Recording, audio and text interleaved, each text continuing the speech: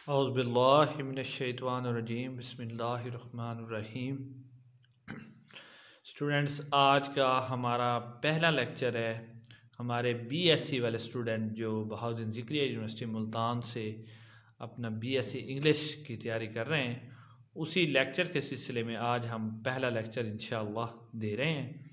So student, इस वाले lecture के अंदर आपने देखना है कि आपने हमारे साथ साथ चलना है।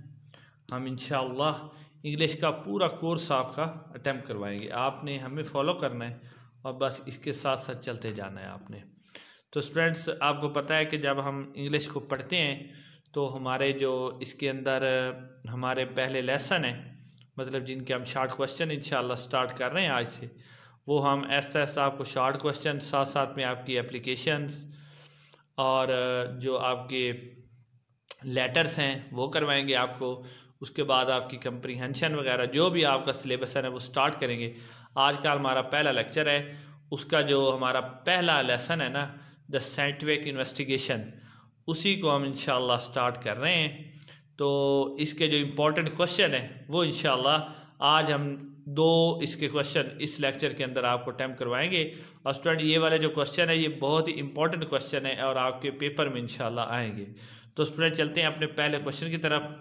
आपने पहले क्वेश्चन की स्टेटमेंट स्टूडेंट गौर से देखनी है।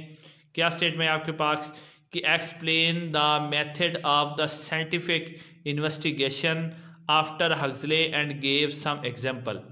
कि आपने क्या करना है कि आपने, यानी उसने क्वेश्चन आपसे पूछा है कि आपने वो साइंटिफिक मेथड बताना है जो हक्सले ने अपने लेसन के अंदर बताया है कि साइंटिफिक मेथड क्या होता है, और इसकी एग्जांपल से वजाहत करनी है। स्टूडेंट, ये याद रखना, ये वाली स्टेटमेंट बहुत ही अहम है, अक्सर आपका क्वेश्चन आ जाता है।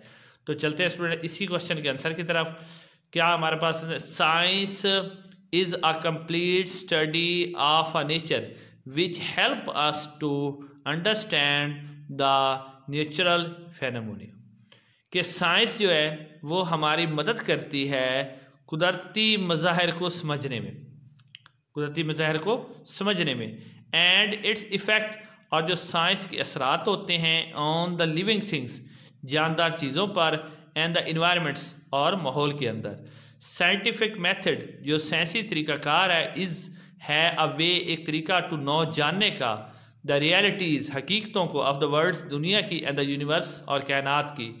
साइंटिफिक मेथड जो होता है वो कायनात और दुनिया की हकीकत को जानने का एक ज़रिया है जी। A scientific investigation is an measurable study of the things using scientific method.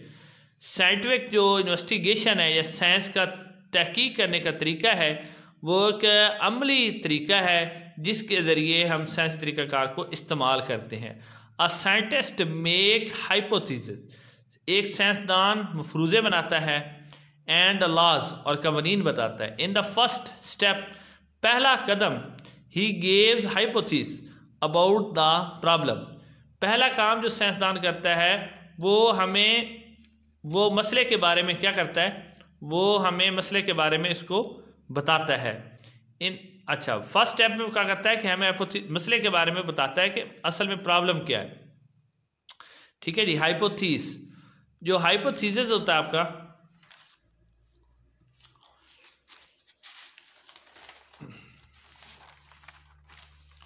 अच्छा जी, जो साइंसदान हाइपोथेसिस फ्रेम बनाता है थ्रू द एक्सपेरिमेंट्स, तजर्बात के ज़रिए। साइंसदान कोई भी हाइपोथेसिस बनाता है उसे किसके ज़रिए बनाता है, अपने तजर्बात के ज़रिए वो इसको कंप्लीट करता है।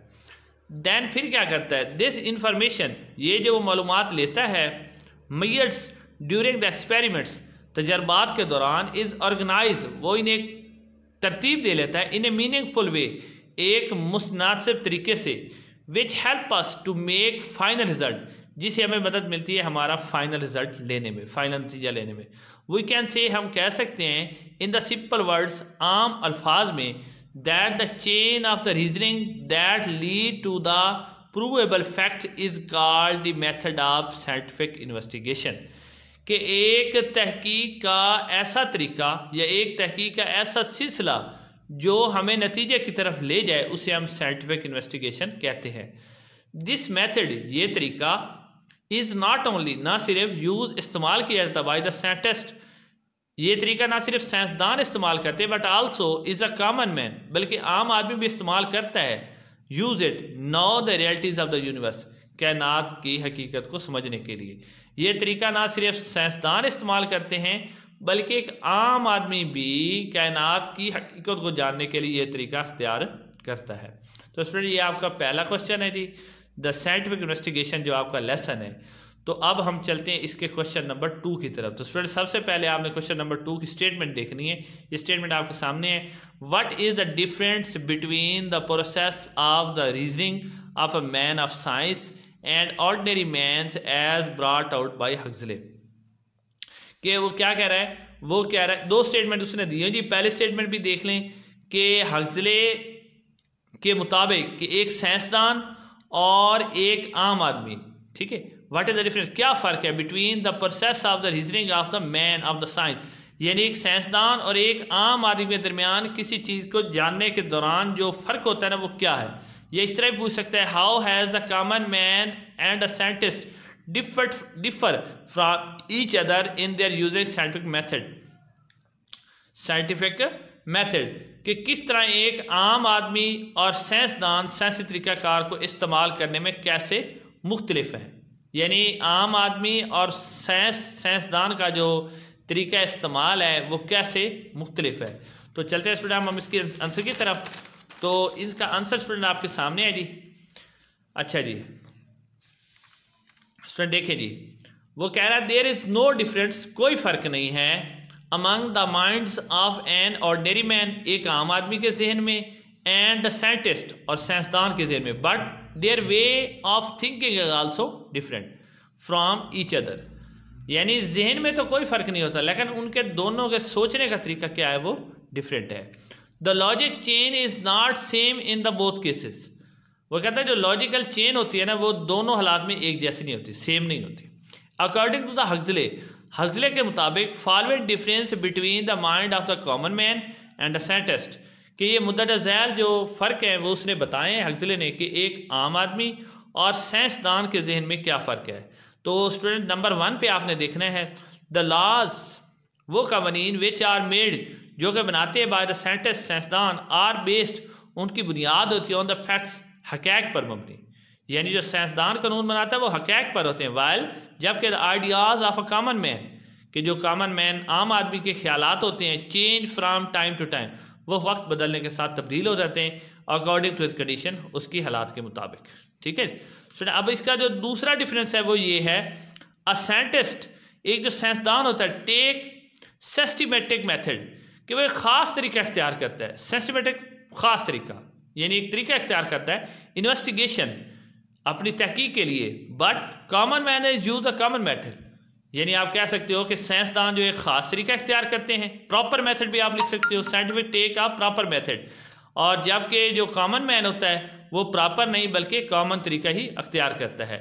नंबर 3 पे, ideas of the scientist are formed by the repeated, जो साइंसदानों के ख्यालात होते हैं ना वो किससे बनते हैं,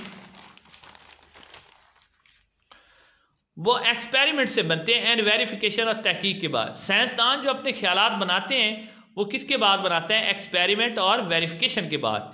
वेरीज जबकि the ideas of a common man, जो एक आम आदमी ख्यालात बनाता है, बेस उसकी बुनियाद होती है रॉ नॉलेज, आम नॉलेज, खाम नॉलेज आप कह सकते हो इसको, कि जो आम नॉलेज हासिल करता है ना उससे, रॉ नॉलेज। अच्छा आम आदमी का जो होता है वो रॉ नॉलेज एंड स्पेकुलेशन और अंदाज़ों पर होती है। यानी स्पेकुलेशन क्या होते हैं, अंदाज़े, यानी आम आदमी के क्या होता है कि वो इस पर क्या करता है, वो स्पेकुलेशन कर लेता है, ठीक है, अंदाज़ों पर होती है उसकी। और नंबर 4 पे जो फ़र्क है, idea of the scientist are based on the technicalities, वो कहता है साइंसदान का जो ख्याल होता है ना वो टेक्निकल होता है, but the common man is lack of that, लेकिन आम आदमी के अंदर इस टेक्निकलिटीज़ की क्या होती है, कमी होती है। तो नंबर 5 पे जो हमारे पास डिफरेंस है वो स्टूडेंट आप देखें, result of the scientist are made after many experiments, कि साइंसदान जो नताइज निकालते हैं वो बहुत सारे तजर्बात के बाद निकालते हैं, but the result of a common man is consist of heresy, heresy से मुराद है सुनी सुनाई बातें, लेकिन जो आम आदमी के ख्यालात होते हैं वह समझ लो कि सुनी सुनाई बातों पर होते हैं। इसका जो नंबर 6 पे हमारे पास फ़र्क है इसका, वो ये है कि a scientist is always exact and careful in his investigation, कि एक जो साइंसदान होता है ना वो हमेशा अपनी तहकीकात में केयरफुल होता है, ठीक है। But a common man always careless about the ideas, लेकिन आम आदमी जो होता है वो अपने ख्यालात में केयरलेस होता है, यानी वो इसका ख्याल नहीं करता। तो स्टूडेंट्स, अब ये आपके सामने मैंने इस लेक्चर के अंदर आपके 2 क्वेश्चन अटैम्प्ट किए हैं। इंशाल्लाह आप ये तैयार करें। नेक्स्ट लेक्चर के अंदर हम इसके मज़ीद 2 क्वेश्चन और साथ ही आपको एक इसकी जो आपकी लेटर है इंशाल्लाह वो करवाएंगे। तो आज के लेक्चर के इतना ही। अगर आपको कोई मसला हो तो हमारा नीचे व्हाट्सएप नंबर चल रहा है, आप उस पर कॉन्टैक्ट कर सकते हो। अस्सलाम वालेकुम।